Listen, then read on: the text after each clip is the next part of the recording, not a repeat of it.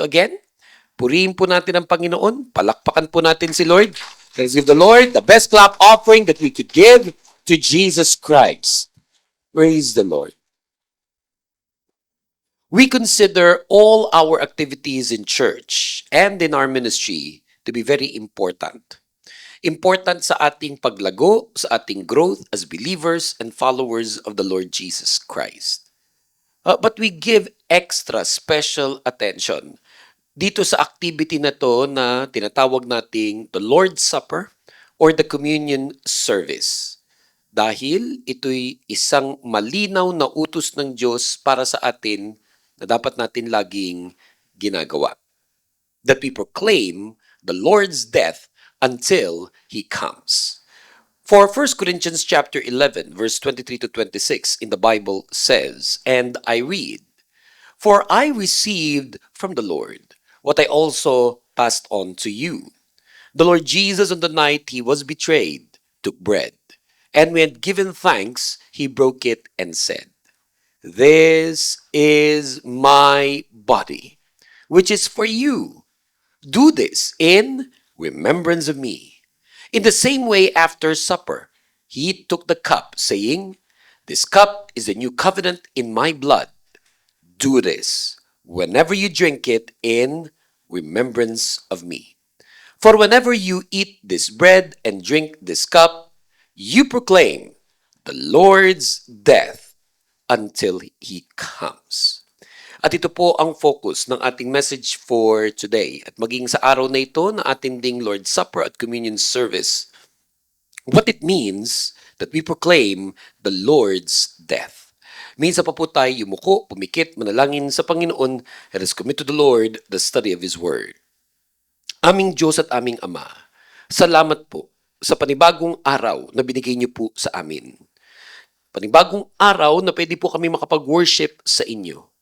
Salamat po sa mga kapatiran namin na pinangunahan kami sa aming pagsamba, sa aming mga worship leaders, singers, musicians, sa lahat ng aming mga volunteers at servants ng Panginoon sa church na ito, sa lahat ng uma-attend sa aming gawain, mga bisita at maging mga nanonood ngayon ng message na ito as a video message through social media.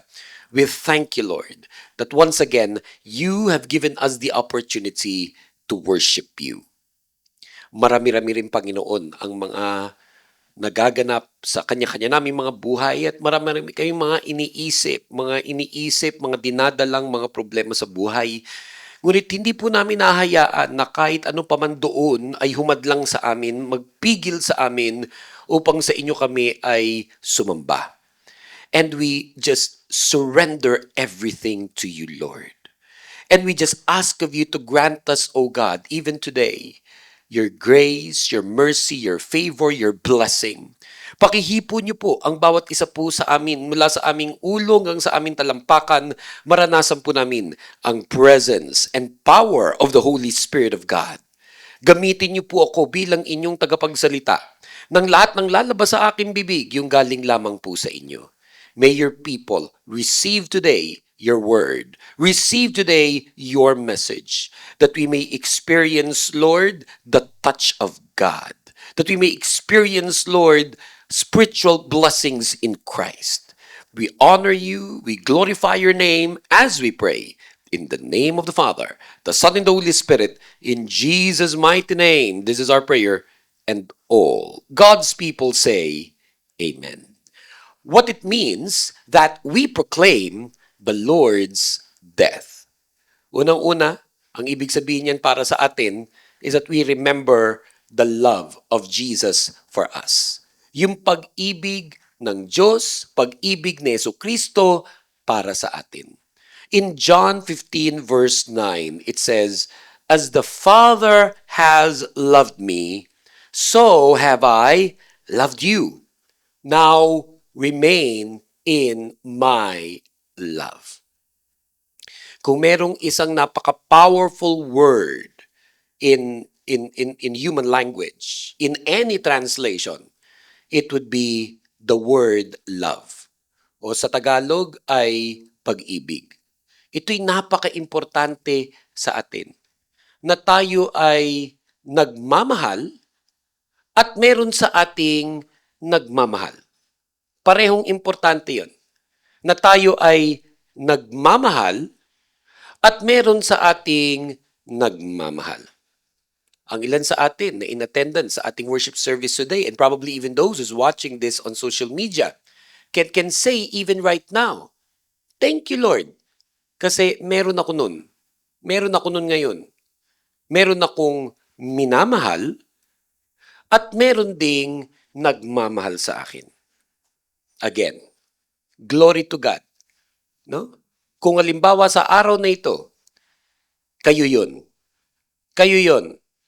Na masasabi nyo talaga na sa panahon na to ng buhay ninyo, merong kayong minamahal at merong nagmamahal sa inyo.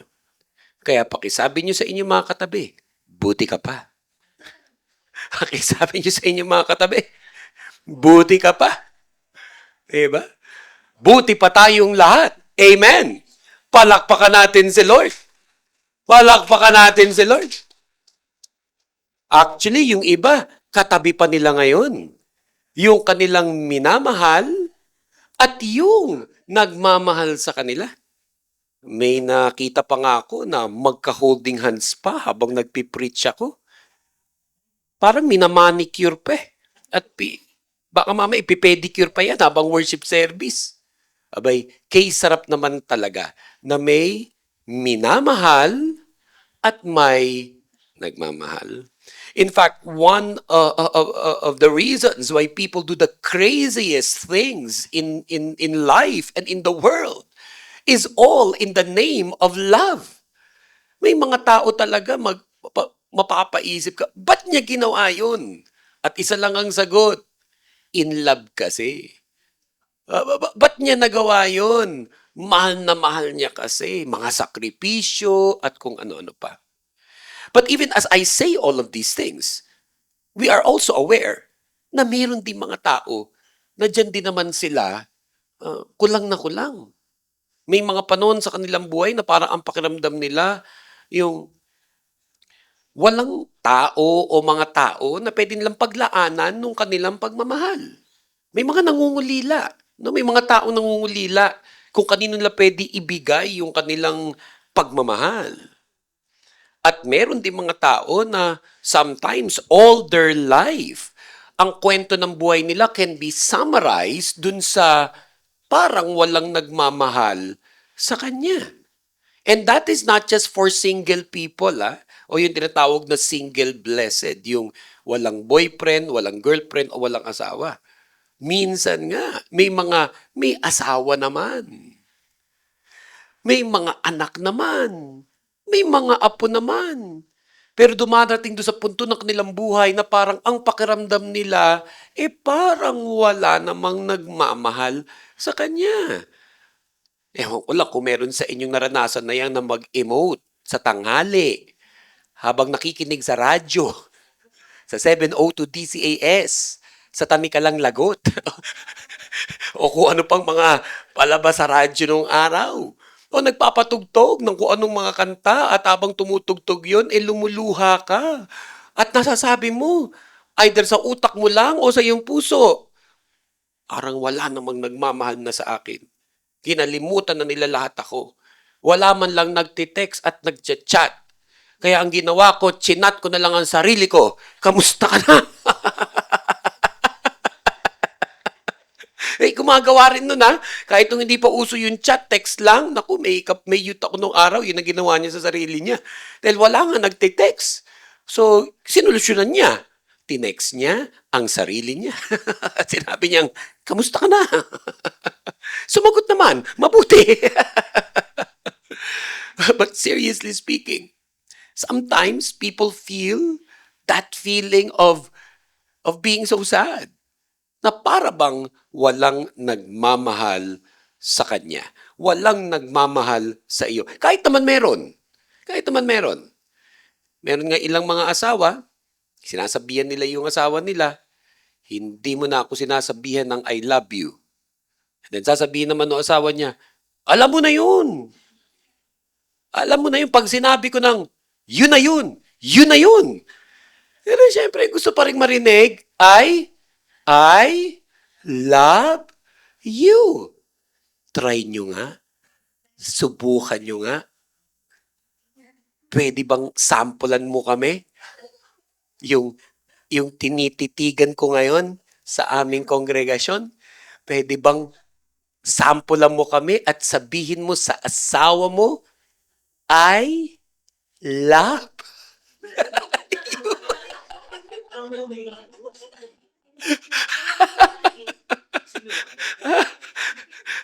One.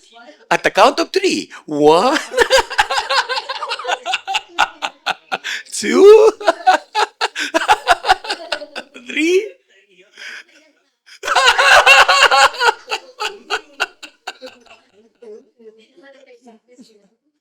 Hindi ko alam kung makaka-relate ang makakapanood nito sa video message in the future. Siguro itatanong nila, sino kaya yun? No? Kaya pag lumabas itong video message ito, hanapin nyo, mag-comment kayo. Kilala namin kung sino yan. Eto yon. No? Totoo naman. Alam mo na yun. Yun na yun. Iba nga, ang sabi nga, pinakasalan pa nga kita eh. Kumbaga, yun na yun. Yun na yung I love you. Eh, syempre, iba pa rin yung naririnig. Iba pa rin yung may ginagawa. Ang love nga, di ba, maraming languages yan. Meron yung sinasabi, meron yung touch, meron yung service, and so on. But praise the Lord.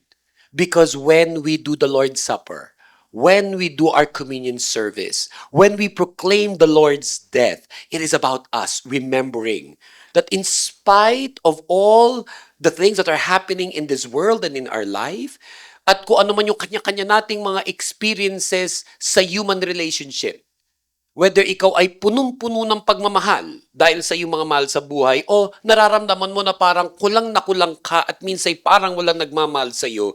But when we obey the Lord's command for us to do the Lord's Supper and the communion service, it reminds us of the love of Jesus, the love of God for us, na mahal tayo ng Panginoon.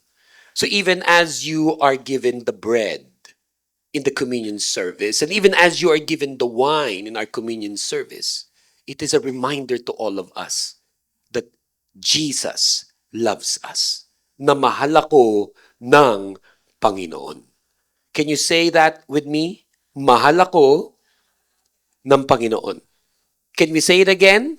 Mahal ako ng Panginoon. And can you say it one more time?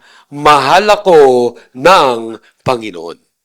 And when we proclaim the Lord's death to the Lord's Supper, the communion service, it is about His love that has given us justification. Tungkol ito sa kanyang pag-ibig, at na dahil sa kanyang pag-ibig, nagkaroon tayo ng justification that we have been saved from the guilt of sin. Na bago tayo na born again, bago tayo nakakilala kay Jesus bilang ating Panginoon tagapagligtas, we were sinners. Tayo ay makasalanan. Pero dahil sa pag-ibig ng Diyos para sa atin through Jesus Christ, nagkaroon tayo ng justification. We were saved from the guilt of our sin. For in Romans chapter 5, verse 1 to 11, it says, therefore, since we have been justified through faith, we have peace with God through our Lord Jesus Christ, through whom we have gained access by faith into this grace in which we now stand. And we boast in the hope of the glory of God. Not only so, but we also glory in our sufferings, because we know that suffering produces perseverance. Perseverance, character, and character, hope. And hope does not put us to shame, because God's love has been poured out into our hearts through the Holy Spirit who has been given to us. You see, at just the right time, when we were still powerless, Christ died for the ungodly. Very rarely will anyone die for a righteous person. Though for a good person, someone might possibly dare to die. But God demonstrates His own love for us in this. While we were still sinners, Christ died for us. Since we have now been justified by His blood, how much more shall we be saved from God's wrath through Him? For if, while we were God's enemies, we were reconciled to Him through the death of His Son, how much more, having been reconciled, shall we be saved through His life? Not only is this so, but we also boast in God through our Lord Jesus Christ, through whom we have now received reconciliation. Na nung bago tayo na born again, we were powerless. We were sinners. At ang sabi pa nga, enemies of God. Pero dahil sa ginawa ni Jesucristo para sa atin, na siya'y namatay para sa atin, ipinakita niya na nung hindi natin kaya, na nung tayo ay makasalanan, na nung tayo'y kaaway ng Diyos, pinili niya na mamatay para sa atin, para sa ating mga kasalanan. On a human level, and even when it comes to our human relationships, hindi ba't kayo'y natatouch when somebody does something for you?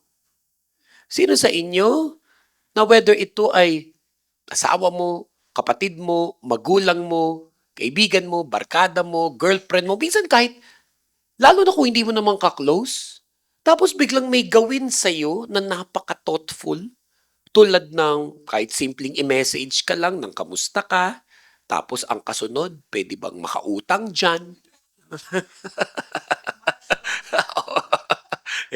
Hindi, yung talagang totoong kamusta. Di ba? Yung nangangamusta talaga. Walang agenda, hindi mangungutang, walang produktong ititinda pagkatapos. It's just a very sincere and thoughtful asking of how you are.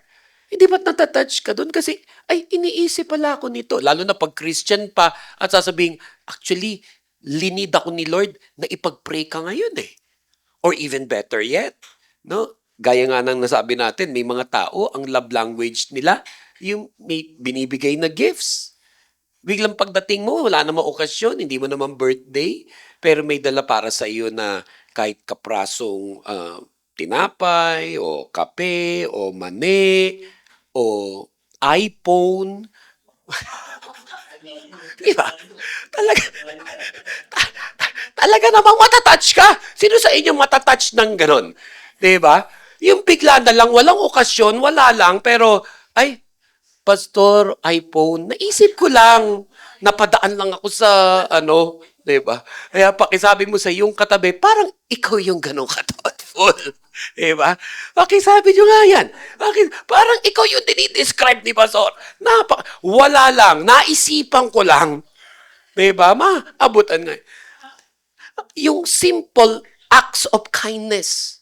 O abutan mo ng tubig, dinala mo ng pagkain, o di naman kaya hinatid mo, napakalayong lugar, pero nag-effort para ihatid ka, either iangkas ka sa bisikleta niya, sa motor niya, o sa kotse niya. Nakaka-touch yun eh. Ako personally, I'm always touched when somebody does something for me. Pag may mga tao na nag-make ng extra effort, ramdam ko yung kanilang thoughtfulness. At many times ako'y nagigilty rin at na-frustrate pag hindi ko ba lubusan na pasalamatan? Kasi nga, gusto ko ma-appreciate yung in-effort ng mga tao. Even for example, pag sinabi kong, uy, supportahan niyo naman, magpipreach ako sa ganito. Like yesterday, when nag-preach ako sa 78th year anniversary ng FEBC, ang daming tao, punong-puno yung Ortigas, yung venue mula doon sa babang auditorium hanggang doon sa taas. Punong-puno talaga ng kabataan, yung anniversary ng FEBC, ng DCAS. Kasi yung FEBC DCAS, yung radio station, itinayo noong 1948 yun eh. Kaya present talaga doon yung buhay na noong 1948. Pinataas ko kamay eh. Pinataas ko kamay, kaya totoo talaga.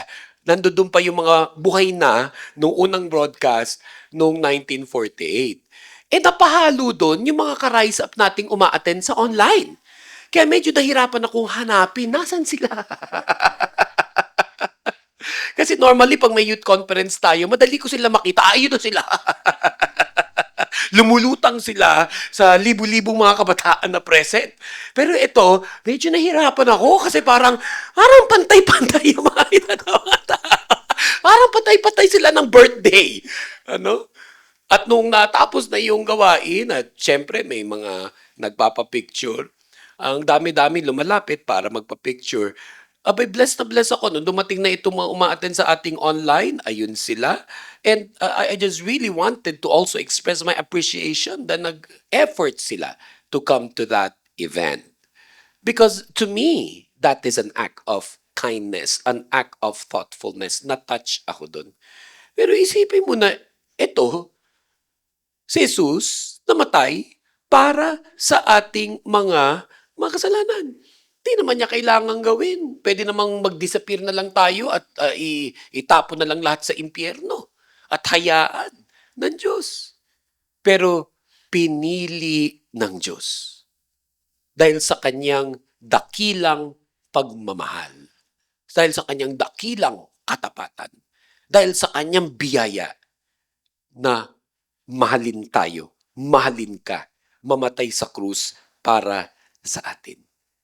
At yung pag-ibig niya, whenever we proclaim the Lord's death in the Lord's Supper in the communion, yung pag-ibig niya, His love is giving us sanctification. Na dahil sa kanyang dakilang pag-ibig, hindi tayo nahahayaan na manatili just as we are, but we are being saved from the power of sin. Dahil habang nandito tayo sa lupa, nandito sa mundo, at tayo, no, yung katawan natin ay sinful pa rin in nature. Pinatawad na tayo sa ating mga kasalanan, pero yung ating pangatawan, sinful in nature, living in a sinful world. Pero hindi rin tayo hinahayaan ng Lord na basta gano'n na lang. Because His love is giving us sanctification. We are being saved from the power of sin. For in 1 Corinthians chapter 1, 18 to 31, it says, "For the message of the cross is foolishness to those who are perishing. But to us who are being saved, it is the power of God. For it is written, I will destroy the wisdom of the wise, the intelligence of the intelligent I will frustrate." Where is the wise person? Where is the teacher of the law? Where is the philosopher of this age? Has not God made foolish the wisdom of the world? For since in the wisdom of God, the world through its wisdom did not know Him. God was pleased. God was pleased through the foolishness of what was preached to save those who believe. Jews demand signs and Greeks look for wisdom. But we preach Christ crucified, a stumbling block to Jews and foolishness to Gentiles. But to those whom God has called, both Jews and Greeks, Christ, the power of God and the wisdom of God. For the foolishness of God is wiser than human wisdom, and the weakness of God is stronger than human strength. Brothers and sisters, think of what you were when you were called. Not many of you were wise by human standards. Not many were influential. Not many were of noble birth. But God chose the foolish things of the world to shame the wise. God chose the weak things of the world to shame the strong. God chose the lowly things of this world and the despised things and the things that are not to nullify the things that are, so that no one may boast before Him. It is because of Him that you are in Christ Jesus, who has become for us wisdom from God, that is, our righteousness, holiness, and redemption. Therefore, as it is written, that the one who boasts, boast in the Lord. Sino nga ba naman tayo? Sino nga ba naman ako? Na ako ay mahalin, na ako ay pansinin, na ako ay patawarin ng Diyos. Wala ni sino man sa atin ang pwedeng magmalaki. Wala ni sino man sa atin ang pwedeng magmataas at maging self-righteous at judgmental sa ibang mga tao. Dahil malinaw sa atin na tayo mismo, kundi dahil sa pag-ibig ng Panginoon, hindi tayo mapapatawad sa ating kasalanan at hindi rin mababago ang ating buhay. In this present time, sa lahat ng mga nakikinig at nanonood ngayon, Lalong-lalo na kung malinaw na sa iyo na ikaw ay born-again Christian. We give glory to God for His justification, but we also thank God for our sanctification. That even as you're listening to this message, and even as you are living the Christian life, obeying the Lord each day in your life by His grace, God is sanctifying you. God is sanctifying us. God is changing us for the better. Minsan, sumasablay pa rin. Minsan, pumapalpak pa rin. Minsan, may mga bagay na nadidisappoint tayo sa ating sarili, natutukso, minsan nauhulog pa sa tukso. Pero alam natin na hindi tayo hahayaan ng Lord na manatiling ganun lamang.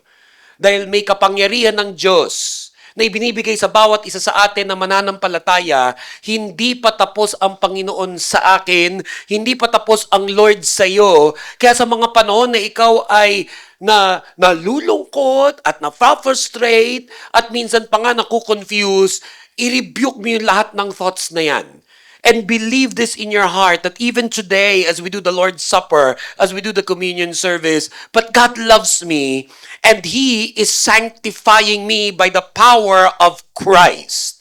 Mahal ako ng Diyos at binabago ako ng Panginoon. And lastly, for today, when we proclaim the Lord's death, it means for us, as we do the Lord's Supper and our communion, that His love is giving us and will eventually give us glorification. That eventually we will be saved from the presence of sin. That we will be saved from the presence of sin. For in 1 Corinthians chapter 15, 50 to 58, it says, I declare to you, brothers and sisters, that flesh and blood cannot inherit the kingdom of God, nor does the perishable inherit the imperishable. Listen, I tell you a mystery. We will not all sleep, but we will all be changed. In a flash, in the twinkling of an eye, at the last trumpet. For the trumpet will sound, the dead will be raised imperishable, and we will be changed. For the perishable must clothe itself with the imperishable, and the mortal with immortality. When the perishable has been clothed with the imperishable and the mortal with immortality, then the saying that is written will come true. Death has been swallowed up in victory. Where, O death, is your victory? Where, O death, is your sting? The sting of death is sin, and the power of sin is the law. But thanks be to God, He gives us the victory through our Lord Jesus Christ. Therefore, my dear brothers and sisters, stand firm. Let nothing move you. Always give yourselves fully to the work of the Lord, because you know that your labor in the Lord is not in vain. When we do the Lord's Supper, the communion service, we remember that because of His love, nagkaroon tayo ng justification. Nagkaroon tayo ng sanctification. And eventually, we will have our glorification. Na ang ibig sabihin niyan para sa atin, na kung ngayon we are living in a sinful world, and this body is sinful in nature, darating ang araw na magkakaroon na tayo ng glorified body. At mangyayari yan, eventually, unang-una, kung nauna muna yung ating kamatayan, hihiwalay yung panlupang katawan natin at yung ating kaluluwa ay tutungo dun sa langit. Kaya, sabi ni Apostle Paul, nalilito siya. Hindi niya alam kung mas gugustuhin ba niyang manatili pa dito sa lupa o di naman kaya tumungo na siya sa Panginoon dun sa langit. Kasi alam niya, ibang level yun pagkapiling mo na ang Panginoon. Pero sabi niya, dahil kailangan niyo pa ako dito sa lupa, di sige, di kung ano kalooban ng Lord. For me to live is Christ, but to die is gain. Karamihan pa rin siguro ng mga tao, kahit yung mga matatagal ng Christian, meron pa rin some kind of fear when it comes to death. Meron pa rin siguro. Siguro, bilang na bilang o kakapraso yung talaga makapagsasabing, hindi na ako takot mamatay. Merong ganun eh. Pero siguro bilang na bilang yun. Pero kahit pa nga minsan senior citizen na. No? Di ba? I remember I was in another church many years ago to preach. At bago ako nag-preach, nakita ko yung sa bulletin board nung church nila. Uso nung araw yun eh, yung may bulletin board yung church. Nagtataka nga ako, ba't wala tayong bulletin board dito eh. Sana next week, Ate may bulletin board na agad ah. Yung, wala lang, gusto ko lang meron. Pero mga churches nung araw may mga bulletin board dyan. Tapos, bawat ministry may mga posting sila doon. Tapos makikita mo, may youth ministry, pangalan yung youth ministry. Yung music ministry, may pangalan din. At kung ano-ano pa. Tapos may nakita ko isang ministry, hindi ko alam kung ano yun. Nakala ko ngayon yung worship team. Kasi ang pangalan ng ministry, Hallelujah Ministry. So di siyempre, ang iisipin ko, hallelujah, baka worship team yan. Sabi, Pastor, hindi, yan yung ministry namin sa senior citizen. Sabi ko, bakit hallelujah ministry? Dahil kumakaway na daw yung langit. Kumakaway na daw yung mga kaluluwa doon sa langit. Kumakaway na, oh, hallelujah na. Ay ko, parang ayoko sumali sa ministry na yun. Ministry na mga kinakawayan na daw ng langit. Hoy, hallelujah na. Hindi natawa ko. Gusto mo sumali? Diba? Pero parang pag medyo bata-bata ka pa, parang ayaw ko pang sumali dyan sa ministry na yan. Kahit pa sabihin mong, ay wala na akong takot sa kamatayan. Sige nga, sumali ka dyan sa ministry na yan. Kung talagang hindi ka takot sa kamatayan. Diba? But eventually, may mga Christian that they reach a certain level of maturity that they can really understand that it will come. Darating at darating naman talaga yun eh. At hindi lang para sa senior citizen. Alam na natin yan now, even para sa mga napakabata.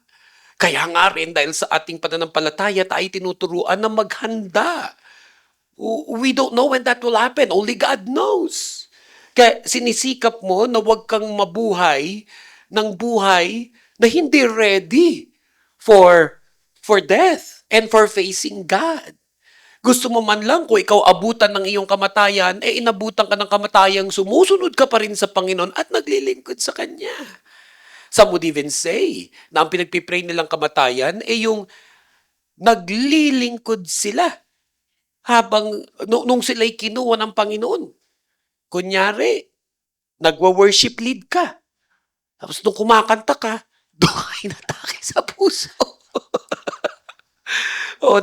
o nagda-drum. Sama natin lahat. Nagda-drums ka, alam mo, worship leader lang. Naggigitara ka at nagki-keyboard. Tapos apat nagki-keyboard ka. Di ba tong ano natin, tong building natin, minsan parang nakukuryente ka, humawak ka ng microphone, nakuryente ka. Di ba? Ako, ilang beses ko naramdaman yan eh. Hindi ko pa nga, paano ba masosolve yan? Pag hinahawakan, kumisan yung pinto, o minsan sinasabi ko, Ate May, ikaw muna gumanon.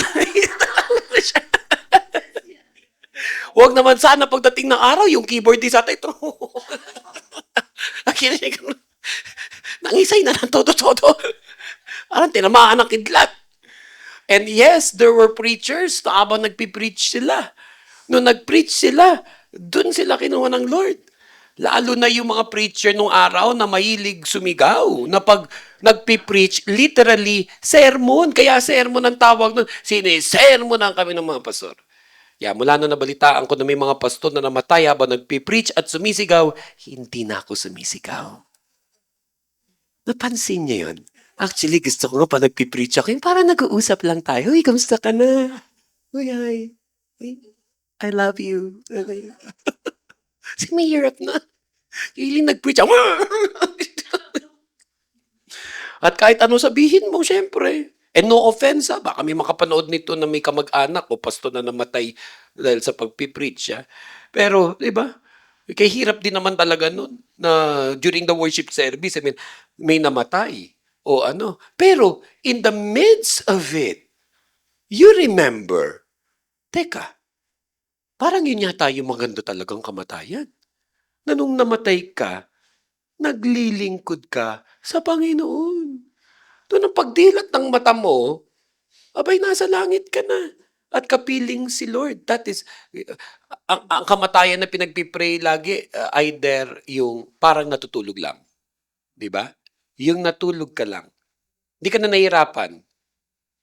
Umiga ka lang doon sa kama mo. Pag higa mo sa kama mo, pumikit ka lang.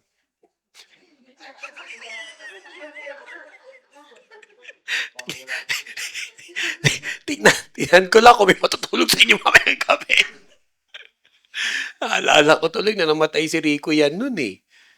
Tandang-tanda ko yan, Holy Week nun. No, namatay si Rico yan, nagulat ang lahat kasi napaka-sigla, napaka-ganda ng pangangatawan, aktibo sa showbiz, batang-bata. Paano biglang napabalita the next day, patay na si Rico yan. Sa ilan sa atin na inabutan yung panahon ni Rico yan. At kumakalat na balita nun kasi nga daw binangungot. At ang sabi pa nga, kung ano nung mga haka-haka nun, yung maraming nakain daw nung gabi, tapos biglang natulog at kung ano-ano pa. Kaya natatandaan ko yung pinsan ko eh. Si Abby, mini-message ko nung gabi nun eh. O ano, matutulog ka ba ngayong gabi? Tinitext ko siya. Sabi niya, parang ayoko nga matulog ngayon. Sabi niya, ang dami ko pa naman nakain kagabi. Seryoso yan ha. Talaga napapaisip na baka pag pikit mo, hindi ka na magising. Pero hindi ba yun nga ang pinagpipray ng marami sa atin? Na kung kukunin ni Lord, yung natulog lang. Kaya mamaya,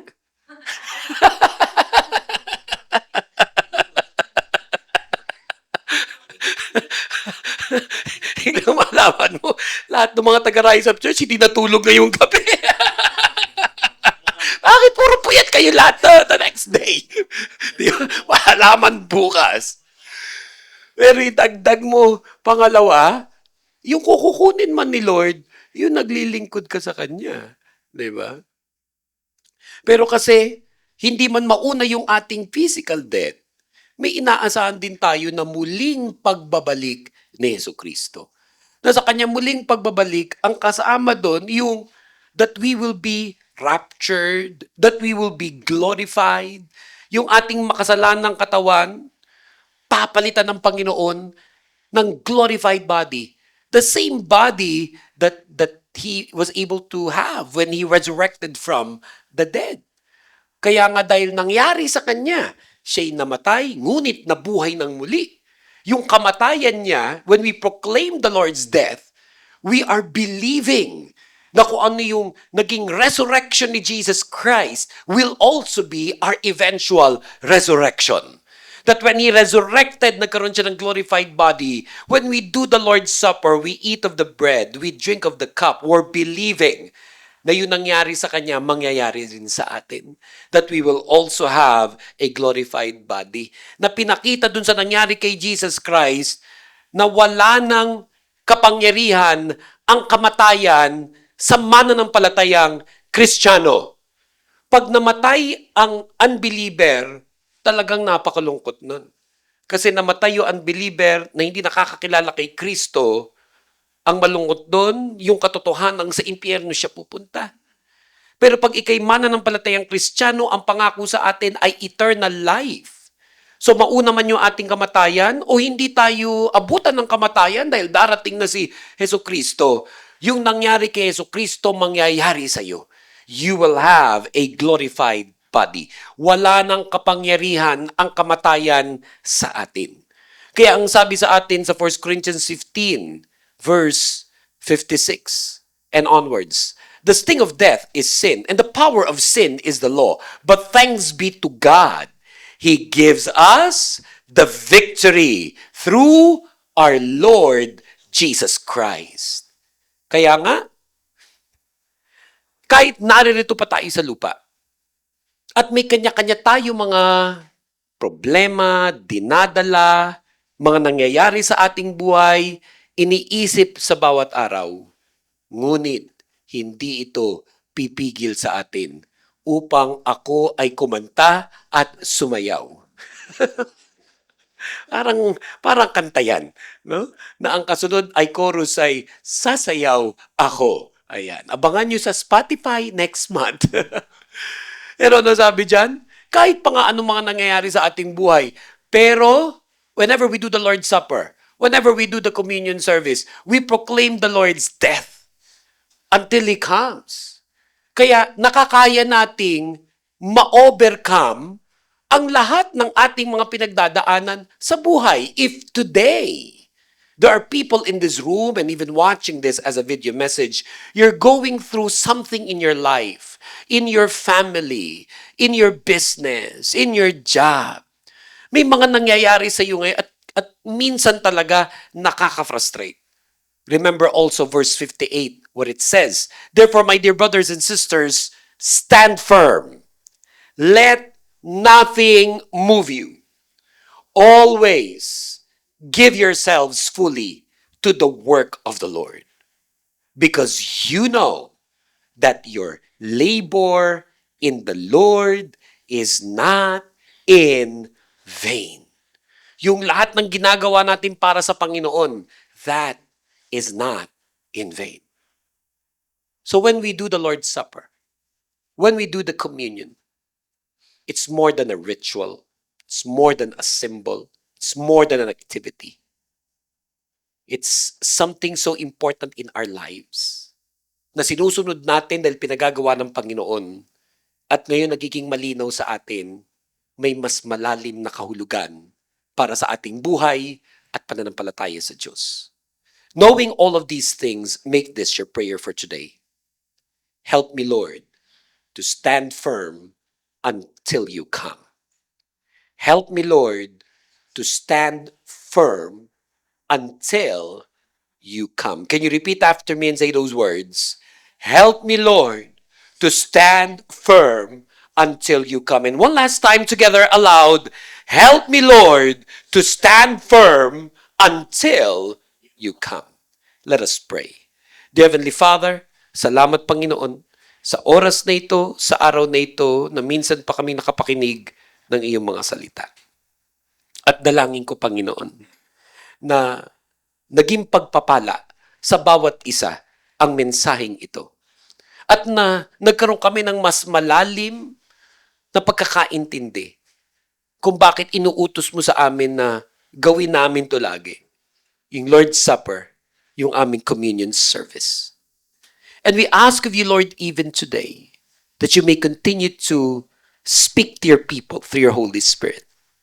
That you may touch your people one by one. And that we may experience the love of God in our lives. Maalala naming lahat na mahal kami ng Panginoon. Maalala naming lahat yung pag-ibig ng Diyos para sa amin. At sa iba pang mga kapatiran namin na ngayon ay may mga pinagdadaanan, mga problema at pagsubok sa buhay, we lift to you. We surrender to you all of our trials and testings and challenges in life. We surrender them all to your great and mighty name. And we believe that by your grace, Lord, we can stand firm. By your grace, we can overcome and we can stand firm. We give thanks and praise as we pray in Jesus' name. Amen. Palakpakan po natin ang Panginoon. Let us give the Lord the best clap offering that we could give to Jesus Christ.